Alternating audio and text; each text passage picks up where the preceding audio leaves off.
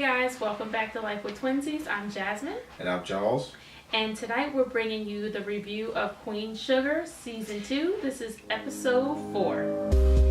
Drinks never die, take flight as the world turns. It starts off with Ralph Angel getting a letter in the mail that his loan was approved and he has his check, so he's happy, feeling pretty good. Hollywood, he's had a couple of weeks off now and he's just fixing everything up around the house.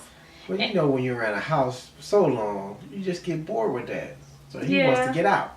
He's getting a little bored, but Hollywood is my type of man. I love that about Hollywood. He's very supportive to Aunt Vi. He's very hardworking. He can fix up anything. So I like Hollywood and Aunt Vi together.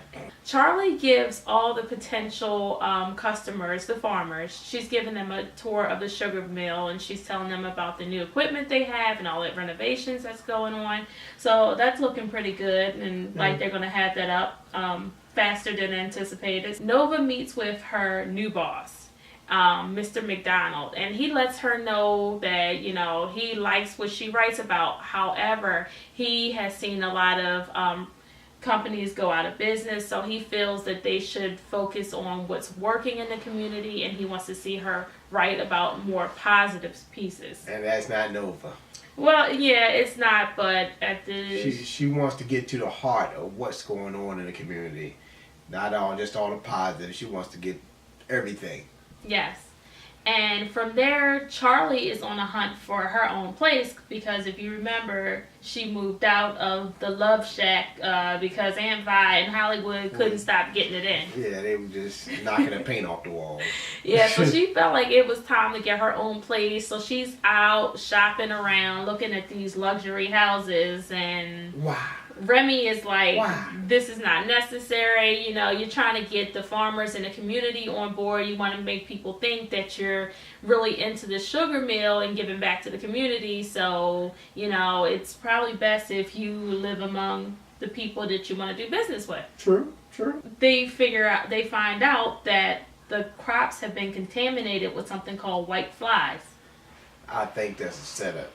Yeah, that was my initial thought too, that the daggone Landry is behind this again. I think they are. Could be, because it seems like they're like trying to sabotage them at every point, so right. I wouldn't be surprised. The one scene that happened next that was really surprising to me is Micah's sitting at the table and he's frustrated. He's trying to do his homework and Blue runs up behind him, and it happens so fast that... We had to rewind it and see it again. Right, we had to rewind it and see what happened, but he just put his arm up and he knocked Blue back. And before I even realized what happened, it was just like Ralph Angel was on him so fast and yoked him up on the corner and was like, don't put your hands on my son. Parent reaction. Yeah. Of course. Right. And Charlie reacted and she was like, well, don't put your hands on my son, you know. And get on my son. Get on my son. Yeah. And I think that Micah, that Ralph Angel reacted so aggressively is because when that episode first started, Micah was a little frustrated with Blue because right now they're staying at Ralph Angel's farm and he's sharing a room with Blue, and he was irritated that Blue had been messing with his stuff and he decorated his school book, and he was like, I told you not to mess with my stuff. So he was already a little irritated with Blue, and you know Micah's been on edge a lot lately because he's still dealing with whatever happened to him being arrested. Right. So he's still dealing with all that. This is what he called it. He said the field Negroes. They were going to go out and try to clean up all this white flies residue off of the sugar cane because Charlie went ahead and paid for it to be sprayed so that it would kill off the flies. So now they just had to clean off the sugar cane. By hand? Yeah, by hand. What? So they organized a whole team of people to help with that. My man Hollywood, of course, being the hard worker that he is, Hollywood was out there. And something to do. Hollywood was out there. I couldn't believe Ralph Angel called up Darla at work and asked her to leave her job to come help. And he's trying to make this thing work with them. We find out at the end of this episode that she actually lost her job behind this because she did ask her boss could she leave, and he said no, it's not an emergency, so you don't need to leave. For your boyfriend? Yeah. You gonna leave work for your boyfriend? Right. Hollywood and Aunt Vi, they just in the house cooking, having them a good old pie eating, baking, good time. Aunt Vi is baking up all these pies. Hollywood's helping her. And they cooking pies. Ralph Angel, right after everyone's outside and they're cleaning up the sugar cane, Aunt Vi senses that there's something wrong with Ralph Angel because she's trying to get everyone to have some pie, and he's just like really short, and he's like giving Charlie the cold shoulder. So right. Of course Aunt Vi, being Aunt Vi, she recognizes this and she's like, what's going on with you? So he actually tells her about the letter, and then he takes her inside and he shows her the letter. Yeah. Well, I love what Aunt Vi tells him. She's like, if you're gonna let your pride write a check, you better be ready to cash it. Yes. So she advised him that it was better to hold off and wait this out than to throw it more on damage right now. than good. I see such a big change in Charlie. I don't know if you guys have noticed that, but she's softening up a whole lot. And this next scene, I think she come more family oriented right now because she has a brother and her sister around. So now she has that family. That's true. And that she wants that connection, but of course, living the way she's been living, it's hard to try to break loose from all that. So yeah, she's gonna take us some time. And which brings us to this next scene, and I was really proud of Charlie in this scene because they're at the farm and there's a knock at the door. Micah answers the door and it's the police, and he's just like a deer in headlights. Yes, he's like, not again. Right, exactly. But they're looking for Ralph Angel. Right? Ralph Angel walks up and he said, can I help you? And he's just like, we're here because you violated your parole. They just won't leave him alone. It's the daggone Landry's, yes. And you know it. Uh-huh. You know it. So they're saying that someone said that the gun was fired on this property, which, how many acres is this farm, first of all? That's a whole lot. Isn't it something like 800 acres or something like that? Yeah, so how in the world does somebody hear a gunshot go off on that farm? True. Yeah, so it was the guys who was trying to steal their sugar cane that night. Yeah, so you know that was some BS, but you know, Charlie stepped up and she said, actually, it was me. It's my gun. My father left it to me, and you know, I forgot it was here. I'm moving out in the morning. I'm going to take the gun with me.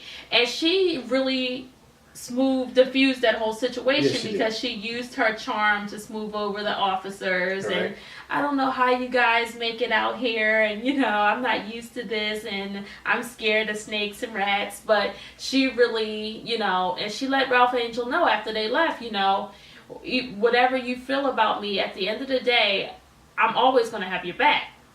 So I mean, he thanked her for that. And right. They had their little moment, but that was really a major change, a shift that I saw in Charlie's character. And that was a good thing. That was a good thing that they actually had that moment, because now even though that letter's still around, he knows that of course his sister is a certain way, but he knows that now for sure that she has his back. Right.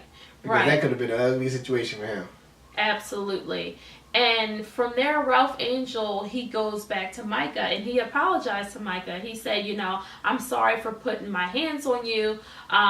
You know, I wasn't around you a lot when you were little, and I don't know how you came up, but he's saying, you know, I had it hard. I'm sorry for putting my hands on you, but I want you to know I'm here for you if you ever want to talk. Right.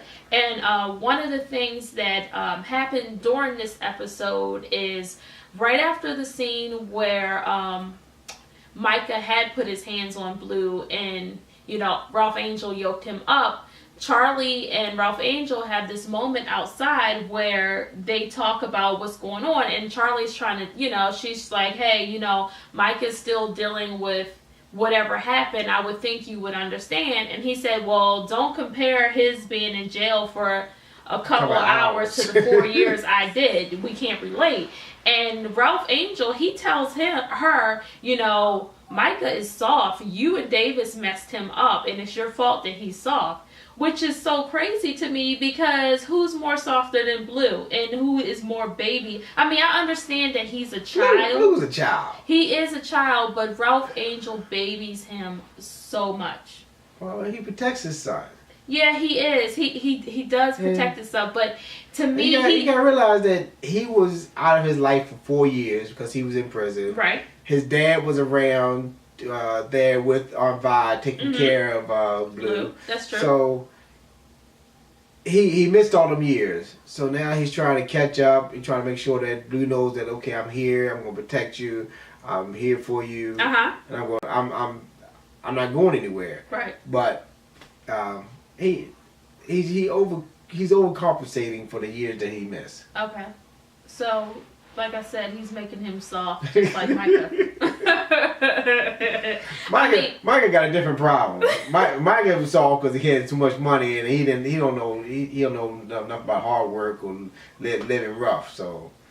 Well, I don't think that's a bad thing. I don't think that's a bad thing. Ways. But of course, when you grow up on two different sides of the track, yes, life is different. Right. You know what? I really love the next scene between Hollywood and Aunt Vi because, you know, she's laying in bed and she's all tired from a long day. Always laying in bed, but go ahead. Yeah, true. But he tells her that, you know, he wants to go out and look for a job again. And he's like, well, I want you to think about your dreams and what is it that you want to do. I see you working hard, but I know you're happiest when you're in your own kitchen. And he's telling her, you know, I believe in you. I'm with you. I support you. I got your back. And I know that there's other things you want to pursue. And it's not too late for us to get ours. Right. And I just love that's the perfect type of man that she needs in this point in her life because he has her back no matter what, and he can help motivate her and push her to, you know, take that step out there, out of her comfort zone and pursue her dreams. But it's sad that it took almost thinking that he was dead for them to get back together to actually realize that they should have been together all along. Right. But sometimes it takes that. Yeah, it does. And Micah, he goes back and he apologizes to Blue for hitting him. Right. And he told him, you know, I'll never hurt you again. And he also gives him a little gift, like this little art set for Blue and Kenya. Right. And that was a little sweet moment between the two of them. And Charlie and Micah, they move into the sugar mill and they get settled down there. So that's going to be interesting, and you know, Charlie's putting all her little touches on it, and they try to make a bet how long she's going to stay. Yeah, that was like the running joke for this episode too. Is like when, you know, Ralph Angel made the little comment about the field Negroes handling the cleaning of the sugar cane because they didn't think that Charlie is the type that's going to get dirty and mess up her manicures, as the other farmers jokingly said to her. But like we said, the episode ended with Darla being fired from her job, and she was pretty devastated because she said she begged her boss to let her keep the job because she said, you know, I need this. This is part of my recovery. But he pretty much had no love. Right. He was just like, get off the property or I'll have you escorted off. Yeah, he was a little ruthless on that. Yeah. But this episode, it was okay. It wasn't a bad episode. It moved a little slow. It was pretty good. Okay, guys, so we're going to wrap this episode up, and we're going to have episode 5 coming right back to you. So check out the next video. We'll be posting that up back to back. So stay tuned for episode 5. Let's see out.